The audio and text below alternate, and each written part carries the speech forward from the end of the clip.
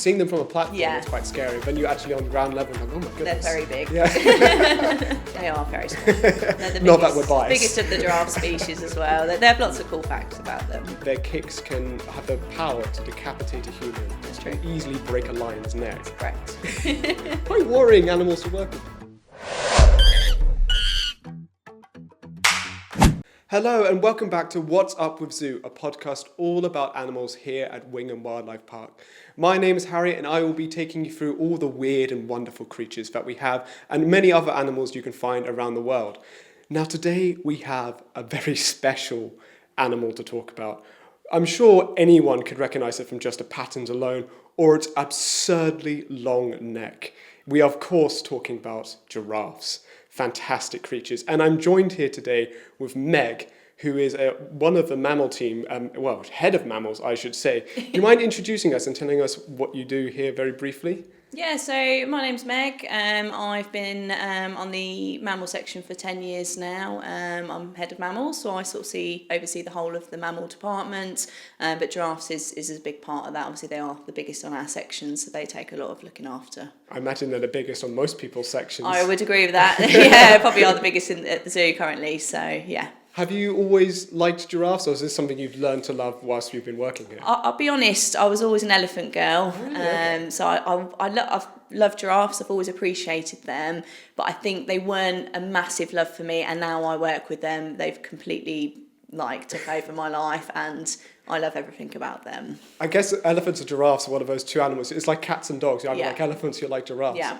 But they are marvellous creatures. So, of course, giraffes, they're found throughout Africa, and they're quite numerous as well. The thing I was learning about, which I found very interesting, is that there's not just one type of giraffe. Do you know how many types of giraffes there are? So the last time we looked, there was 4 species and 9 subspecies. We house Rothschild here, which are a subspecies of the northern giraffe. So they're found in Uganda, Kenya and Sudan. But I know there has been some new information out there where it might be recategorised again. So there's always things changing and happening. That's the trouble with giraffes. It always seems a new thing with their genetics, and you have to, that's another subspecies. Oh, no, that's part of the same species. That was the thing that was proving quite difficult to research about giraffes. Yeah. But it seems like you're quite knowledgeable on where they come from. So giraffes, of course, super long necks. Yes. Why do they have long necks? Because I've heard many different stories about why this might be. So it is basically along with their tongues, so they can reach all of the foods that the other animals can't have access to. So it is about survival of the fittest, obviously adapting for them to be able to survive and eat all of the bits that no one else can get to, so they've got plenty of food sources. Giraffes need to eat for about 20 hours of the day, so if they have to share all of their food with other animals, it's going to be quite tricky. So I guess having access to all of those high trees that no one else can get to, it gives them plenty of food opportunities. And if I remember correctly, their favourite food in the wild is sort of acacia trees? That's correct, yes. They're quite thorny and difficult to eat, are. aren't they? And they've chosen a really niche thing to eat. But I guess that's the advantage. If no one else is eating it, you have plentiful supplies of it. Now, that isn't necessarily true in captivity, of course. We can't go out and feed them acacia trees. What do we feed them here in captivity? Do they have preferred foods here in the UK? So we give them lots of different browse. We're really lucky around our zoo. We probably have at least 30 different kinds of tree that we can give to them. Us keepers have to learn every single one, so we give them the correct ones. Obviously, we don't want to give them anything that's poisonous to them. We can give them hawthorn, which is quite similar to acacia, where it is quite spiky. And we do even feed them nettles and thistles, which surprises people because us keepers have to wear gloves to feed them, whereas they literally eat it straight off us like a hoover, and it does not affect them at all. Their tongue is very rough, and they can sort of flatten down the thorns and the stings, so it doesn't affect them at all where their tongue's so rough. So I quite like nettle soup, but I don't think I'd dare eat a whole nettle. I've heard it's quite good for you. Really? Yeah, I've never tasted it myself, but I've heard it's very good. Maybe you want to try on the TikTok channel. Why not? So choosing a diet like that. Now, I hear that one of their preferred foods, and this is more of a treat, is carrots. Yes. Can you feed them, is this sort of like with bread with ducks? It's something you give them every now and then, it's not something you should feed them all the time? We do feed it them every day, but in quite small quantities. It looks like a lot because we chop it up into really tiny sort of French fry shapes, but it's only about 600 grams each. And obviously where our biggest giraffe is 1.2 tons, obviously that's not really going to touch the sides. So yeah, it is a treat. It gets them over so we can do those really important health checks. It's obviously quite interactive when we do the experiences and things like that, and the training sessions too. Because this is the thing that this actually brings up a weird thing about giraffes, which I think most people won't immediately grasp when they see them. They actually are quite dangerous animals. They are. They have, from what I've heard, their kicks can have the power to decapitate a human. That's true. And easily break a lion's neck. That's correct. Quite worrying animals to work with. Are you ever scared working with them? I mean, I think when I first started working with them, it was definitely a worry. But I think, like horses, if you act like you're frightened, I think they pick on it, and you have to kind of just act really confident with them. They are dangerous, but you've got to think in the wild, they're not used to people. They are there to protect themselves. I think in captivity they're very much used to us. They are more skittish, I would say, rather than aggressive. So we've just got to constantly let them know that we're there, reassure them. And when we do go in with them, we only do it if we absolutely have to, and we always make sure there's two people for that health and safety aspect. Of course, yeah. It must be, I mean, just imagine seeing them from a platform, it's quite scary. Then you're actually on ground level and like, oh my goodness. They're very big. Yeah. Now we have 4 here at the park. We have Rudy, Robin, George and Henry. Yep. Lovely little lads, all boys. Now, do they usually form herds like that in the wild? What sort of their composition look like? So normally it will be one adult male and lots of females and their offspring. But what happens is, obviously, if those offspring become boys, when they reach maturity, they would naturally get kicked out of the group. Those boys would then either go and look for females or they would form a bachelor group, which is what we have. So it is very, very natural. Okay. As long as there's no females involved, they will happily live in these all-boy groups. It's much better to live in a herd of all boys than by themselves. Obviously, if they're on their own, they're very susceptible to predators and even poaching and things like that. So very, very normal. And they learn from each other as well, especially if you've got like a big adult male and lots of young boys. They'll sort of learn behaviours off that adult male, which is good. So that's quite reflective of what captive giraffe herds would look like. You have a group of boys or you have a group of girls and maybe one boy for breeding. Yeah. Does it say the girls ruin it, or is it the boys ruin it? I mean, I would probably say the girls, especially if you've only got one boy and lots of girls. Obviously, you know, he wants the ladies, if you like. But then I suppose without that male, you know, the girls want him as well. So it's a difficult one, really. The hormones kick in and they stop. Yeah, it's a difficult one. I'd like to say the girls, but I've only ever worked with boys. So, and our dominant male is the biggest sort of wuss of the group. So everyone's different. A big softie. Yeah, very much so. Because when they're by themselves now, they are doing what's a funny behaviour called necking. And that's not drinking a big pint very quickly. That is That'd be good. throwing. I bet they could do it very fast. They throw their necks at each other, and that's a usual way they would fight one another, and then to establish who is top dog. Are they doing it for real when they're in a bachelor group, or are they more just practicing? I think it's more play fighting, especially because we've got 2 brothers in there that are very similar in age. There's only a day in age between our brothers and their half brothers as well, so they're very sort of similar. I think, you know, we never have any war wounds. I think the ones in the wild, you see they come out very battered. So yeah, where we have nothing serious, I think it is more practicing. But I think, you know, it can get quite serious, and obviously if that is the case, that's something we would have to look into. But for now, with the 5 years I've worked with the giraffes, it's never really been an issue. It's a very natural behaviour where they are trying to work out who is the boss, and we just sort of leave them to it, or we just try and keep them as busy as possible so they don't do it all the time. Because that's one theory I heard about their evolution, is that whilst getting taller certainly helped them getting food, the long necks helped them more with fighting. And so some people believe that they developed longer necks faster, or at least in proportion to their legs maybe, purely so they could fight each other better, which kind of makes sense considering when you look at their heads and they have those beautiful ossicones. Now, for those of you who don't know, ossicones, they're not horns, aren't they? They're not. It's cartilage that is fused to the skull, so it is bone, and it just basically protects their head when they're fighting. It does have a blood supply, and it is just to protect them when they're sort of doing that necking behaviour. Give them extra damage. Yeah, so most giraffes have the big one on the front and the two on the top. To tell our Rothschild boys apart, there's actually two little hidden ones between their ears at the back, so they have 5 in total. So that's quite a good fact as well. How many do other giraffe species have? Do they usually... Normally just the 3, so the big one on the front and the 2 at the top. So Rothschilds are extra special then? They are very special. They're the Not that we're biased. biggest of the giraffe species as well. They have lots of cool facts about them. Now, I'd be remiss if we didn't point out, they're obviously incredibly tall. How tall are our giraffes and how do they compare to your average It's giraffes? difficult. We don't have a height chart, so we are sort of guessing, but they can get up to about 20 feet. They do keep growing till about 7 or 8 years old, and our 2 boys are 8 now, our oldest boys. If we had to guess, I'd say Rudy's probably about 18, 19 feet, and the others are a lot smaller. But yeah, I'll be honest, I don't know their exact weight. I can tell you how much they weigh, but I can't tell you their height. We might as well ask that. Well, how much do they weigh? So we weigh them very frequently.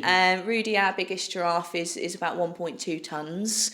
Robin's just over a tonne. And then we've got George just under a tonne in the 900 kilo mark.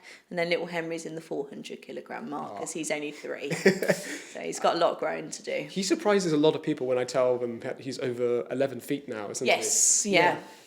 Because, of course, compared to the big ones, he's quite small, but he's much larger than a person. He's very big. He's basically like a big horse, and I think a lot of people from far away think he's a baby, and they're really surprised when they ask me how old he is, and I say he's 3, and then they say, oh, which one's his mum? And I'm like, there's no mum in there. No.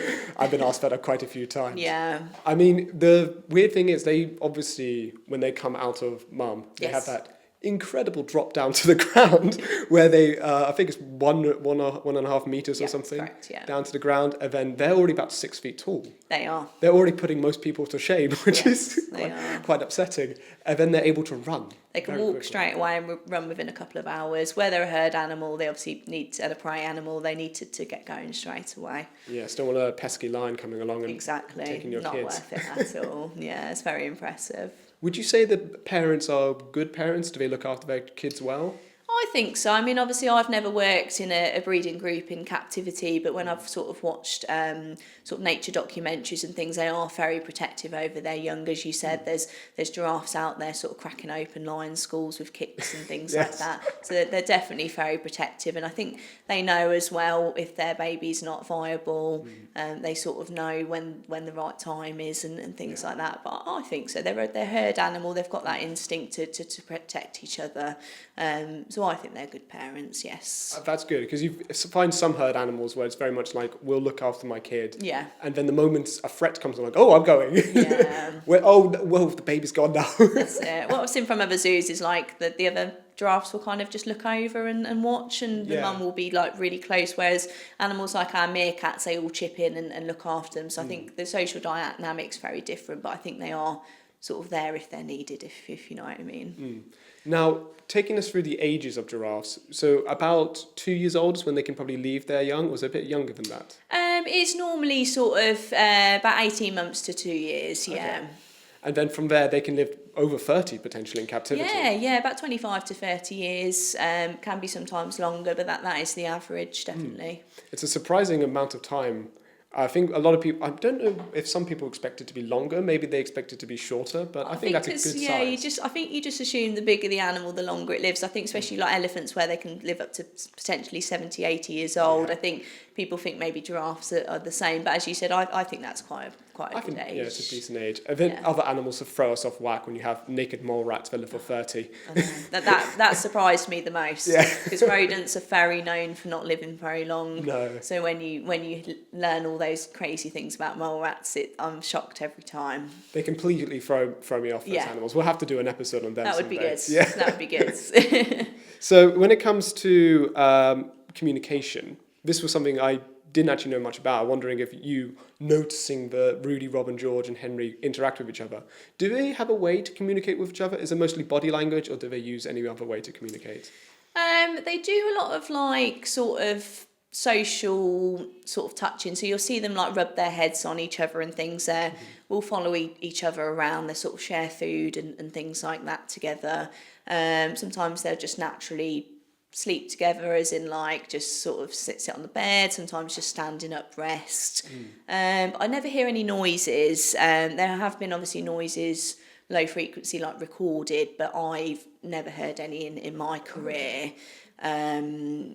But yeah, they're not like primates where obviously they're very vocal, they're very groomy, but I think, you know, that they're always together. You don't really see, apart from the odd time for a little bit of exploring, you don't really just see one on their own. Like they're always sort of together somewhere. They're always sort of playing or running around. Like once one of them runs, they all run. They're very much in sync with each other, really. So it's a far more subtle way of communicating with I each think other. so, yeah. Not the loud shrills of the primates. No, they're not the best.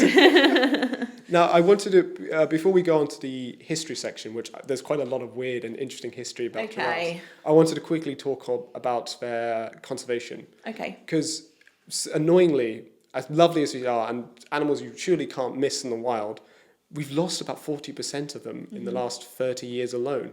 Do you know what's roughly causing that, or is it... So the Rothschild giraffe in particular classed as near threatened.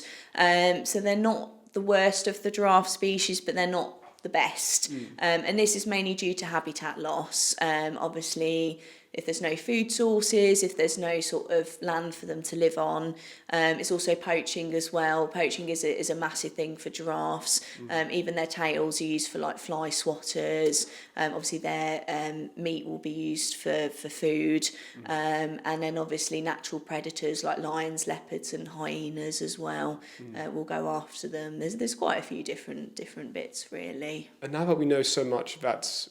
Oh, of course, it's changing all the time, as we said earlier. There's so many different species and subspecies. It means that our concern is going to become greater because now, we're looking to lose this species of giraffe, which is much smaller than just all giraffes in general. Yeah.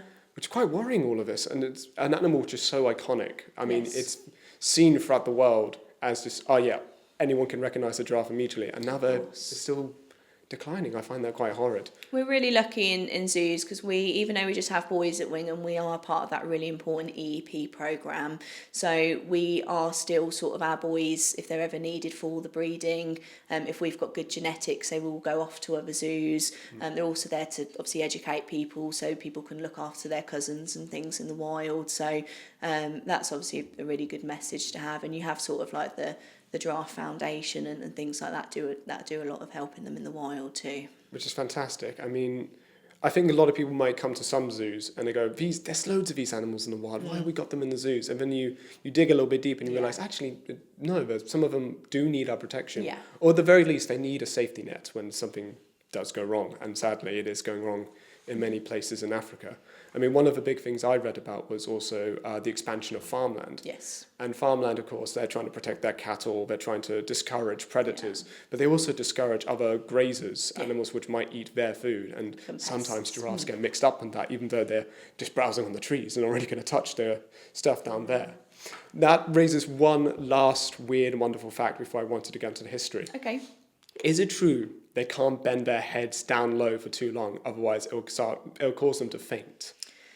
I mean, obviously I've never seen it, but we know they've got a big heart for a reason. We know where they're so big that blood needs to pump around. And I know that if you put them under anaesthetic, it's quite risky, which is why the training that we do with them, we try and get them used to as much as we can while they're awake. So we get them used to sort of injection training, blood draws, x-rays, hoof care. So I imagine it is the same process that obviously if they are in a certain position for too long, there's not really much blood going to that area. So obviously I've never seen a fainting giraffe, but I imagine like anything when you're in that position for too long, especially the size of them and the issues that they have, it wouldn't surprise me if that is true. I hope I never have to see a giraffe faint. I imagine it'd be quite terrible. Not, then, But from what I've read, and this comes back to their biology, with their massive hearts to pump all of that blood around their very, very weird body, they supposedly they have socks, which are special blood valves in their neck and parts of their legs, which stop the blood pooling. Apparently they basically flip on if they bend down too low and no blood gets to their brain. Okay. and then they might pass out. I mean, makes sense to me. A lot of medical research has gone into studying giraffes and their special valves to see if they can't help us. So when we have strokes, for example, or if we varicose veins, spider veins, as we might know them, in our legs to try and like rejig the blood. One last thing I read about, which I found fascinating, was that in zero gravity, your blood pools in very weird ways because you don't have just normal gravity pushing your blood down as it should do. So they've actually studied giraffes to make certain suits which stop that from happening. Okay. So giraffes actually somehow connected to space and the space programs. That's really cool. I find that absolutely fascinating. You would never think that, so I think that's cool. I have to do some research myself. Always learning new stuff here. Yeah, that's what I love about our job. We never know everything. I've been here 10 years, but there's still lots I don't know. There's still new information coming out all the time. So I never get bored. There's always something to learn. So giraffes have been noted a couple times throughout history, purely because they are such a wonderfully unique animal that whenever they come to a place where they shouldn't be, or not normally are found, people start talking about them. So I have some examples here. So we have some examples of lovely giraffes going to China, starting off with, which is quite weird. You wouldn't expect them to go that far, but they do sometimes end up there. In the early 1400s, ships from the Ming treasure fleets brought an African giraffe to the Chinese court, where courtiers likened the animal to a mythical gillen, hopefully I'm pronouncing that correctly, and the gift was treated as a remarkable omen. So even as early as that, people were transporting animals far and wide. Very early. But the one that I picked up on, which I found very, very weird, was when a giraffe went to France. Okay. So in this particular case, a giraffe called Giraffing went to Paris in 1827. Nice name, yeah. And it caused a sensation in France. Everyone suddenly became very, very, very obsessed with giraffes. Nice. People would have clothes that looked like giraffes. People would have lots of treasure that resembled giraffes. And in some cases, people would don their wigs with ossicones, giving themselves a lovely giraffe visage, which I find absolutely amazing. We need to bring this back because it's all about capybaras now. Oh. We need to bring the giraffe fashion back. There's always some kind of craze for one particular animal. Yes. In 1827, that was all about giraffes. Good. So Giraffing was incredibly popular. I mean, he basically ate gold. He was just so popular. He was fed so much exotic foods and things. But it has a bit of a sad ending. Oh. So Giraffing was a huge craze, and this only lasted actually several months, and then he was forgotten, almost overnight. And you would think fashion moves on so quickly in the modern world. It did back then as well. And Giraffing was moved to an enclosure made out of marble, where he lived there until 1845. Which is a bit sad of an end, but he had an amazing life, and I just can't imagine trying to clean a marble enclosure for a poor giraffe. Yeah, sounds very fancy, but I don't know. Yeah, it's not the best ending for him, but it got people talking about these weird and wonderful animals. There was one other case, of course, of giraffes, and can't talk about giraffes in the UK without talking about one of the most famous giraffes to come to the UK, which was George IV's giraffe. So George IV, I'm sure many might know him, a bit of a tubster in his later years, but he was fascinated with giraffes, and he had a pet giraffe, and he loved it to bits. He would often spend hours watching it, just walk around having a great time. So at least for them, he had a nice life, and he was appreciated greatly by his owner, which is very good to see. Now, I would be remiss if I didn't talk about a few native stories about giraffes, because I think you can't talk about just other countries and not talk about the countries that live with giraffes.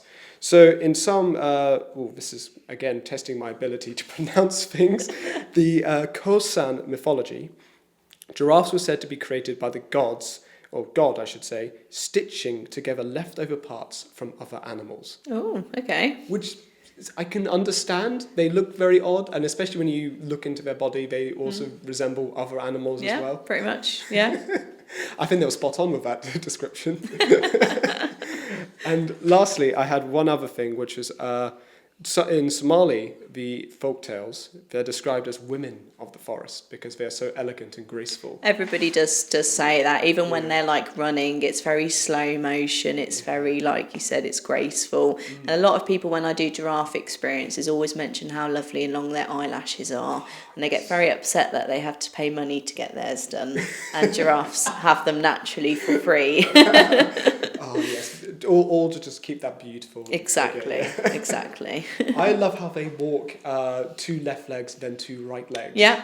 That's the thing that threw me the most. It's very unusual, isn't it? Yeah. But somehow that makes them look more graceful. It does. Yeah. But no, it was really interesting. Thank you very much. Yeah, we've got to have a word about the people who looked after Zarafa. They did not do a good job. Yeah, no. Unfortunately, they're probably all dead now, but we could probably do a summoning and find out. It's nearly Halloween by the time of filming this, so maybe we can contact them later. Let's do it. Otherwise, I think we should get everyone to start wearing ossicone hair again. I think Let's do it. Start trends. Hashtag. Well, thank you very much for joining me, Meg. You're welcome. I had a lovely time talking to you all about lovely giraffes. It's been great. Thanks for having me. And if you want to catch more of Meg, she'll be on more of XYZ and various other amazing bits of media that we'll be putting out on various social media platforms and YouTube. If you want to catch more of different content we have on different animals, please make sure to follow our social media so you can find us at Wingham Wildlife Park. Don't forget to like and subscribe and wherever you can find us on our lovely YouTube channel. And from now, thank you very much and goodbye.